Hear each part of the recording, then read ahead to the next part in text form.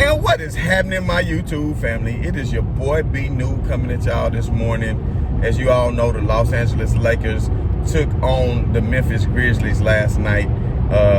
And as y'all know, being a Tennessee native, I love me some Memphis Grizzlies. I'm always down for that Beale Street Blue. And if you're not from Memphis, if you're not from Tennessee, and you don't know nothing about putting your thumbs up, and you don't know nothing about North Memphis, you don't know nothing about South Memphis, and you don't know nothing about Tennessee, then you might not understand that. But I love me some Beale Street Blue. And I must say, in years before, because as you all know, LeBron James is my favorite player. So years before, when Cleveland or Miami would go against Memphis, I'm going to tell you straight up, I was going for Memphis because Memphis is my squad, especially when they had Zebo, Tony Allen, Mike Conley, Marc Gasol, O.J. Mayo, Rudy Gay, you know, just all the mix of what Memphis was able to do for so long. So just real, recognize real. I love my team. I love Memphis Grizzlies. I still watch the Grizzlies every chance I get, so don't ever get that twisted up. But as you all know, I love me some LeBron James. That is my favorite player of all time. And I do want LeBron James to cement his legacy as the GOAT. And I already think he surpassed MJ a couple of years ago. I was torn between MJ 1, LeBron 2, and vice versa. But after the things that LeBron James does and the things he's capable of doing as far as getting his teammates involved, Jordan wouldn't have been able to do it. If Jordan was on that Cleveland team the other year when the Cavs, with only Kevin Love and no Kyrie, still made it to the finals and was able to beat Boston and Toronto and Indianapolis, and LeBron James went on that hella run, Michael Jordan probably would have just said, you know what, I'm going to go out here and score 50 points a game and just shoot. Kobe would have did the same thing, because you can see how terrible those Lakers teams were in the end of his career. He just shot. But LeBron James, he puts his stamp on the game every time, y'all. He puts his stamp on the game. He knows what teammates need to be involved. Even in overtime games this year, I saw LeBron didn't even take a shot because he knows these teammates got to get the confidence. They got to get involved. And that's what he does, and that's what he's so great at. And I think that's what separates him as far as being a player. And for all y'all haters who keep talking about he surpassed Karl Malone on turnovers, man, y'all need go watch my other video. Man, stop hating on this man for that. Okay. But at the end of the day, let me just go ahead and tell y'all this. So last night, the Lakers was losing 20-2. That's how the game started off. I missed the beginning of the game, so I didn't catch it till maybe towards the end of the second quarter when they had cut it down to maybe like 15 points. And at this time, I'm thinking, oh Lord, the Lakers already done played 3 games in a row to overtime. Now, how does LeBron James have to do this yet again? But this time he was with the services of Anthony Davis, who came back from his sore Achilles injury and came back yesterday to play. And I see so many dumbasses in so many different groups around Facebook and Twitter and everything else talking about, oh, AD is back, AD carry LeBron. I'm like, are y'all just stand-board Jordan stands? Are y'all not watching the games? Are you really watching? Because even though AD scored more than LeBron last night, you can clearly see LeBron was the one who put his stamp in the game. And I don't know if anybody noticed it, and it was good because there was no fans, you know, in the stands, so you could hear a little bit better. But it was a play on the inbound pass, and I'm gonna tell y'all something. I love me some Dylan Brooks. The boy got defensive tenacity like Tony Allen. He reminded me of a young grandfather, just the LSP version of the grandfather. But unlike Tony Allen, sorry y'all, these potholes is really going. So if y'all watching, just try not to get motion sickness. But anyway, he reminded me of a young Tony Allen, but except he actually got skills on the offensive end. And Kyle Anderson and Memphis Grizzlies and Ja Morant, Ja Morant take things to a whole nother gear when he plays. And Ja Morant is slowly becoming my second favorite player in the league, just because of what he's able to do. And of course, I'm down with the home team, so of course, I'm gonna be pulling for him. But to be such a young guy, he already a good family dude, taking care of his son, you know, with his girl and everything. You know what I mean? Like, he seems like such a great guy. He always got a smile on his face. I love his approach to the game. But what happened was, it was a sleeping bear last night. You know, they had won 3 games in a row. Lakers won 6 games in a row, had just went to 3 overtimes. And I feel like LeBron James was kind of on the coast, and he was like, damn, now we behind again. Here we go. We got to exert all this energy into trying to win this game. But AD was giving it all. He had 31 points, and he did good. But I don't know if any of y'all saw it at the end of the first half where Dylan Brooks had got an inbound pass off an inbound with only like 2 or 3 seconds left in the clock, on the shot clock, and he got the inbound pass. And I want to say Caruso or somebody lost track of their man.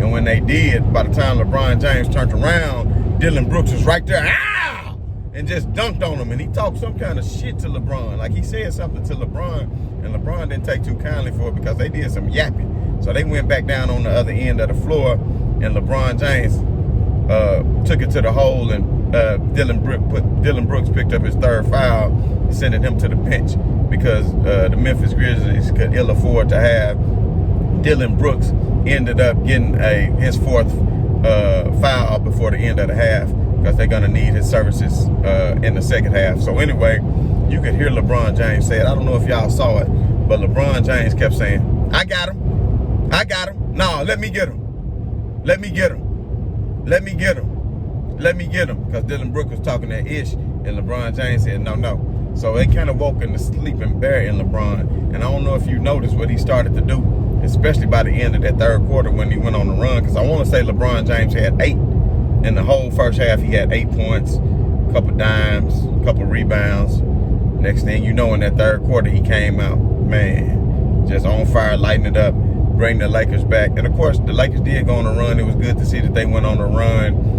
with the bench, with LeBron James sitting out, because the Lakers need to do more of that, especially when Anthony Davis helps anchor that second unit, because the way Vogel does the staggered substitutions when LeBron and AD aren't on the floor together, and the way he mixes and matches that, it's good to see that the bench was able to actually cut into the lead for once without LeBron James being on the floor.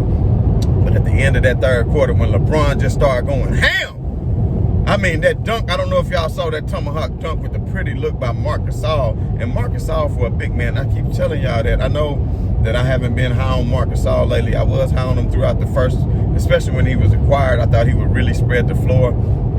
Not saying he's a great 3-point shooter, but his capabilities of being able to hit that 3-point shot is going to bring the centers out of the paint. It's going to bring the centers out of the paint to where that's going to give LeBron James and company a lot more operating room as far as it coming. And I'm trying not to give these people the bird right here because people don't know how to drive and almost just damn near killed me, man. But anyway, so what I'm telling y'all is, without the services, I mean, I almost forgot because I almost just got killed. I don't know what the hell I'm even talking about no more. Oh, yeah, Marc Gasol. So Marc Gasol is doing a lot better, and he's dropping down to LeBron, and as they gather chemistry in that high-low pick and roll, I think that's something that they can do a lot of because Marc can see over the defense, and he can play that pick and roll with LeBron. You'd be surprised at what he's able to do, and as long as he starts to be more consistent on his threes, then that's what he'll do. And I don't know if you noticed, Marc got a lot more minutes last night, and that's the purpose of having Marc Gasol, is for when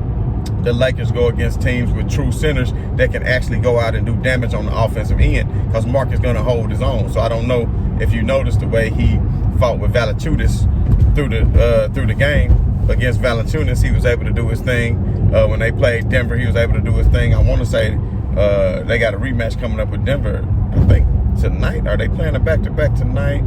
It could be tomorrow. Forgive me for not knowing. It's been a tumultuous past couple of days and having a lot of stuff going on, but I'm definitely get back on that. But I'm pretty sure it might be a back-to-back tonight. But either way, point is, Marc Gasol was brought in. He's a high IQ defensive player, and that's just what he does when he's on the floor, and especially going against another big man, especially ones that don't have the ability to come out to the three-point line. But one thing about Marc Gasol, even though he's not that fast, he does have some lateral movement on the perimeter to where he can be able to play some good defense. But getting back to what I was saying about the LeBron James factor, Dylan Brooks woke up LeBron James, and after that it was over with. So the Lakers went from being down by 18 to actually winning the game by 15. So that's like a damn near 40-point turnaround. And that just shows you, and I think that's good for the Lakers because that shows them they can win games anyway. But LeBron James, when Richard Jefferson was interviewing him after the game last night, he did allude to saying that they cannot continue to keep giving up big leads to start the game off. That's not a recipe for success, especially when they play against higher teams. So like if you go against the Brooklyn Nets, or you out here and you going against the Utah Jazz or even Philly or something like that, then it's going to be hard for you to come back. It's going to be real hard for you to come back and get back into the game. Now, against a lower team, not saying Memphis because I got love for them, but they just not, they might end up getting that 7th or 8th spot. I would like to see them do that. And I thought they were going to do that in the bubble last year, but it seemed like Portland just had other plans, and Dame Dollar really got hot. And I want to say they cheated the Grizzlies, but I don't really like saying that. But I'm telling you, it is a big discrepancy. And I will point out that the Lakers had a lot more foul calls than the Grizzlies. And as a Grizzly fan, I will tell you that I won't say all of them was legit, but the Lakers were the more aggressive team last night in going to the hole and getting the call. So I know a lot of dumbasses is out here saying, well, the Lakers go to the line more than anybody in the league. Oh, the Grizzlies don't. And the Grizzlies are. That is a product of not having a superstar on your team. Sometimes superstars going to get the call. But think about this. The Lakers go to the line more than any other team in the league. But shit, they should go to the line way more than that because LeBron constantly getting fouled and never gets the foul call. Never gets the and ones that he deserved because he's just a big, powerful physical specimen. And that's not his fault. That's how they used to do Shaq. Used to blast the hell out of Shaq. Never call a foul. I mean, he getting beat up just because he's bigger doesn't mean he doesn't deserve a foul call. Because LeBron James is a physical specimen that's coming down like a locomotive coming at you 50 miles per hour, doesn't mean he shouldn't get the foul call. But at the end of the day, he doesn't. So for all the people that's crying about the fouls, man, I think the game was officiated for the most part fairly, even though the Lakers, when you go to the hole more, you tend to get more foul calls versus teams that's jump shooting teams. And that's crazy that the Memphis Grizzlies have become, well, like most teams now in the NBA, a jump shooting team. But the Lakers, with people like Montrezl Harrell that like to get down and dirty in the paint, Schroeder who likes to cut to the paint, KCP who can create his own shot and get to the paint, most of the time these fouls are coming with inside the paint and not coming on jump shooters. Although a lot of three-point shooters seem to be getting fouled lately because nobody has given them room enough to land. Seeing a lot of that lately. So, but anyway, just want to say, when you wake up LeBron James and make him do that, then you see who is the real MVP of the league. And for all the people saying he doesn't deserve the MVP because his points might not be as high as Joel Embiid, well, look at his assists. And I know Jokic might have a couple, like an assist, a half assist or more game than him, or a point more. But at the end of the day, who putting their stamp on the game? Who winning when it's head-to-head? Who has not missed any games in year 18? Played every single game. And think about this. If LeBron James sits during them games, then they lose those games. So lastly, what I want to say is Utah. Utah put the smackdown on Milwaukee yesterday. And Milwaukee had previously lost to Phoenix on that road trip too. So it's going to be very interesting because somebody else has a road trip coming up and they got to head out west now too. And that's the Brooklyn Nets. And Kevin Durant is back. Come to find out, this man was riding in the car with no mask with some other guy. And that's the reason why he missed these games for contact tracing for COVID. Man, KD, man, get yourself together, B2B. Get yourself together, man. Get yourself together. But he will be prepared to go out on this road trip. So I think it's going to be interesting because when they go out west, they're going to have to face the Lakers. They're going to have to face the Jazz. They're going to have to face the Clippers. And then we're going to see what the Nets are made of because I'm wondering what their testicular fortitude is. You understand? And if you don't know what that is, that means you better figure it out, is all I'm going to say, because you got to have that willpower, that will to win, and that want to. So the Nets without KD have not been looking good. I will say that Kyrie, I won't say it's the alpha male on the team, but the way he has been playing has been lights out. But I think with KD back, it's going to be good. DeAndre Jordan is going to miss the game tonight, though, because DeAndre Jordan, for those who don't know, he's just going to miss the game for personal reasons.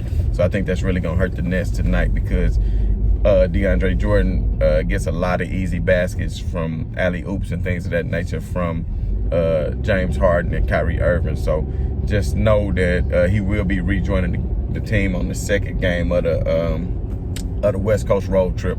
So we'll see how that all plays out tonight, and we'll see how the Lakers do. And unfortunately, like I said, next Thursday when the Lakers are taking on the Brooklyn Nets, I will have to turn all my social media off because I'm not going to be able to see that game, but I'm going to do my best to try to DVR that thing and see it later when I touch down. But at the end of the day, peace and much love to everybody that I'm down with, everybody that I clown with. You know, it's all fun and games, even for y'all smooth brain people. It's not for y'all to get upset when I give you all these jewels. I'm giving you jewels. Use them as tools. You know what I mean? That's what I'm trying to do. But at the end of the day, like I said, this is your boy B New. And I'm going to say, baby, baby to Biggie. And see, that's another point. Like, I love Tupac. Tupac to me is the GOAT. But that don't mean I'm not going to rock no Biggie. That mean I'm not going to rep no East Coast because they both great. What I'm going to do, say, man, oh, man, Pac so great, man, F Biggie. Did I have personal beef with this man? Pac did. You understand what I'm saying? I don't hate Kevin Durant. He's a great player. I'm not a hater, y'all.